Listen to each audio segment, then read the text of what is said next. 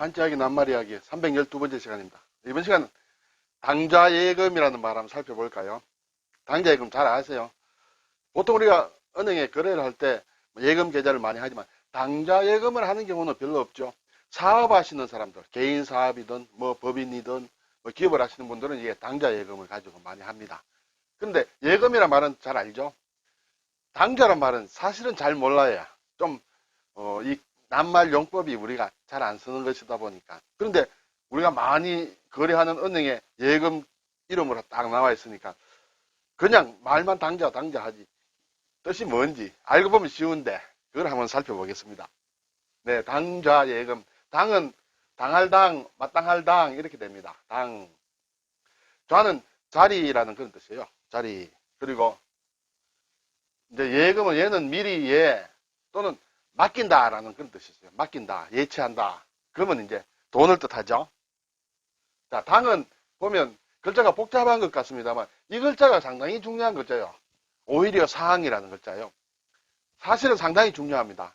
많은 글자를 만들거든요. 뒤에 나오는데.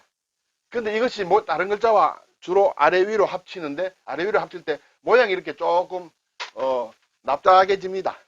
이 모양 사이즈 그대로 쓰면 글자가 균형이 안 맞는지 이렇게 일반적으로 조금 이렇게 압축해서 이렇게 글자를 만들고 있어요. 오히려 상, 이것은 막 경상도, 상주 할 때 그런 상입니다. 그리고 상무정신이라든지 할 때 원래는 이렇게 해서 8팔로 이렇게 쓰면 돼요. 8팔로 쓰면 되는데 일반적으로 필기체로 쓸 때는 이렇게도 많이 씁니다.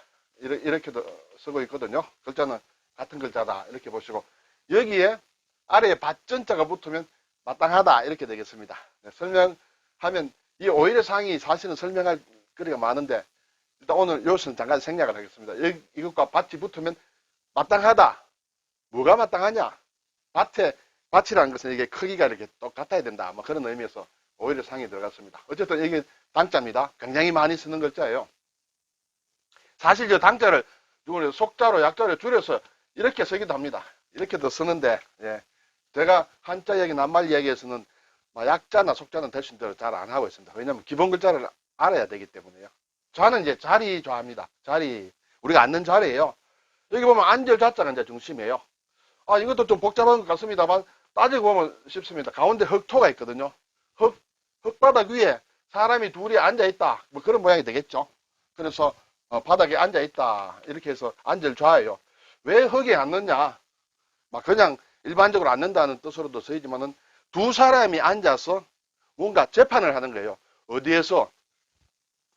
흙이라는 것은 흙을 뜻하기도 하지만 토지를 관장하는 토지신을 가리키기도 해요. 그래서 토지신 앞에서 이제 둘이 이렇게 송사를 하는 그런 장면이다. 이렇게 말하는 사람도 있습니다만 우리는 그냥 앉음으로 흙바닥에 두 사람이 앉아있다 이렇게 생각하시면 되겠죠.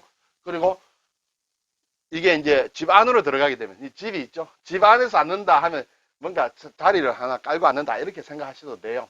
생각하셔도 되고 사실은 이 두 사람이 재판을 받는다고 했는데 이것은 아무 데서나 하는 것이 아니고 좀 높은 자리 어떤 신적인 앞에서 하기 때문에 이 지범자가 들어갔는데 그것까지 알면 좋겠습니다만 그것도 설명들이 또 좀 다르기 때문에 일단 앉을자 글자만 제대로 알면 자리자는 비교적 쉽게 알 수 있다 이렇게 되겠죠.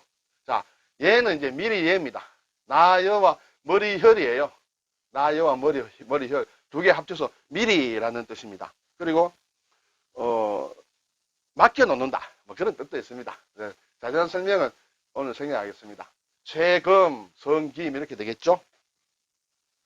자, 앞에서 이제 상자 하면서 이게 마땅당자 하면서 이 상자를 제가 말씀을 드렸는데 상당히 중요한 글자이므로 다시 한번 머릿속에 좀 새겨 두시기 바랍니다. 그리고 우리가 많이 쓰는 글자들을 만드는데 이 글자가 다른 글자와 합칠 때는 좀 이렇게 압축이 되어서 다 머리 부분에 옵니다. 자, 이 글자들이 전부 상이에요.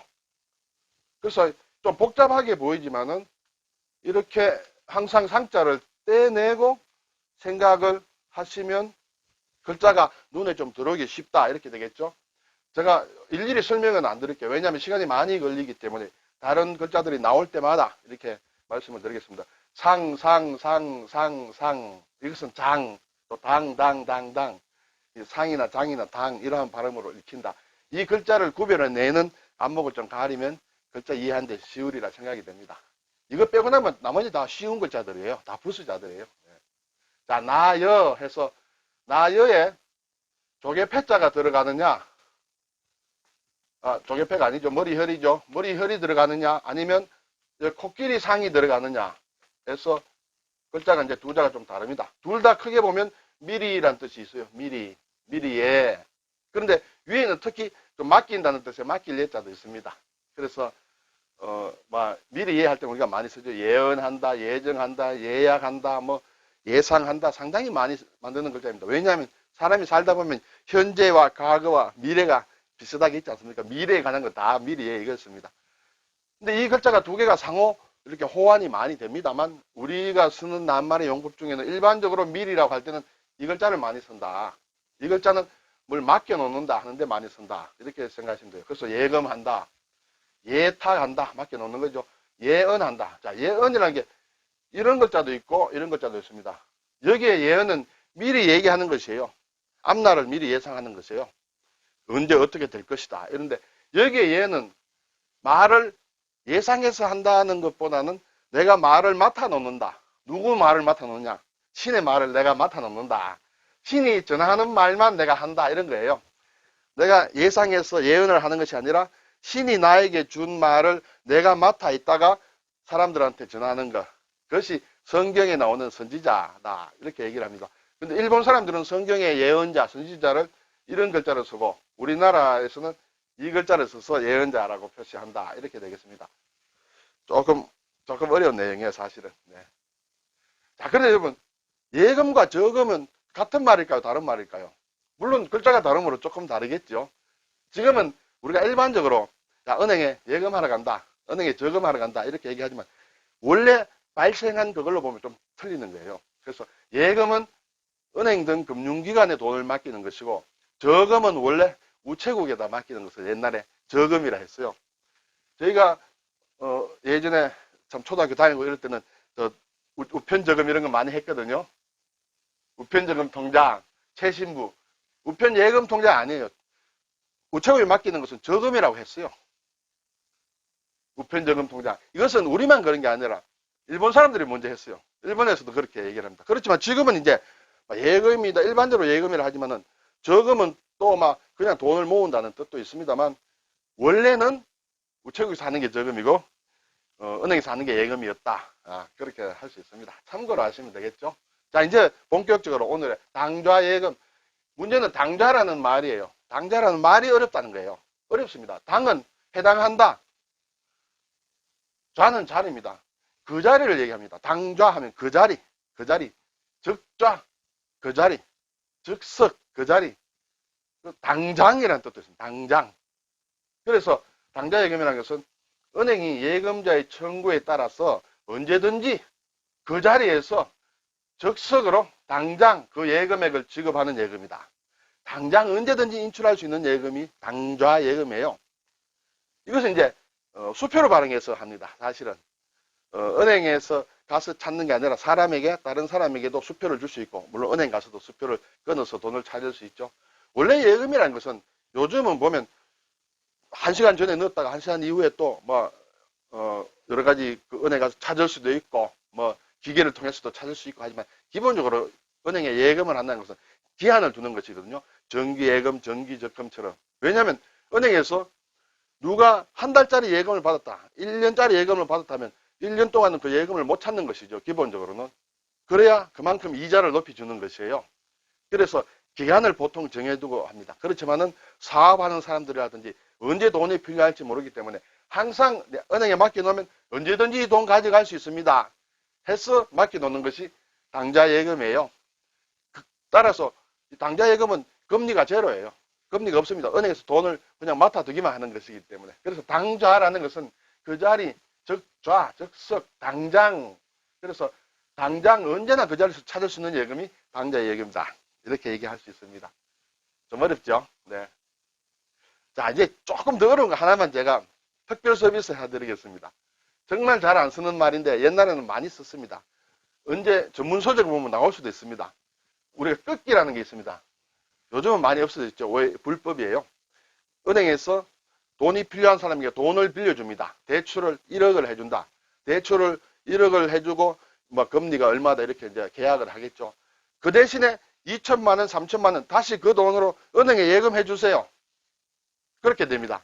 은행에 예금을 하면 물론 예금하는 사람은 금리를 받겠지만은 그렇죠. 대출 금리보다는 낮거든요. 그래서 1억을 빌려서 예를 들어서 막 연 5%를 낸다. 그런데 3천만 원이다. 그걸 다시 은행에 맡기면 3%밖에 안 된다. 이렇게 되면 앉아서 2% 손해보는 것이죠. 대출 받는 사람은. 은행 입장에서 보면 대출에서 5% 받고 예금을 받아서 또 차익을 2% 남기고 이렇게 이익이 되죠. 그래서 옛날에는 그런 게 많이 있었어요. 은행에서 대출 해주는 대신에 자, 뭐 20%, 30% 예금 다시 해주세요. 뭐 적금 들어주세요. 이렇게 하거든요. 그게 안 된다. 그거는 부담을 너무 많이 주는 것이라 해서 금지되어 있습니다. 그걸 끊기라고 해요. 끊기.